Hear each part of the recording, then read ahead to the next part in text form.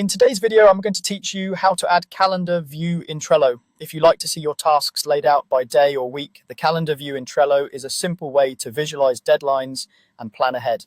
We'll walk through turning it on from your board and make sure you know what to expect once it's enabled. Start by opening your browser and heading to Trello.com. If you aren't already signed in, log into your account so you can access your workspaces and boards. Once you're on the home screen, look for the Boards option. Depending on your layout, you'll see it in the sidebar or along the top.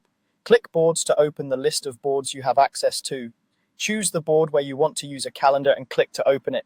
This takes you to the standard Kanban view with your lists and cards. At the top of the board, find the Views area. It's a drop-down that lets you switch how your board is displayed. Click the Views drop-down to reveal the available options. From the list, select Calendar. Trello will switch from the list view to a calendar layout, showing your cards by date. That's it, you've added the calendar view to your board. A few quick tips to help you use it effectively.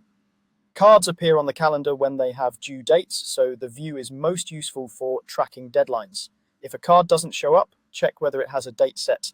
You can click a date on the calendar to focus on that day, and you can move between months or weeks using the navigation controls at the top.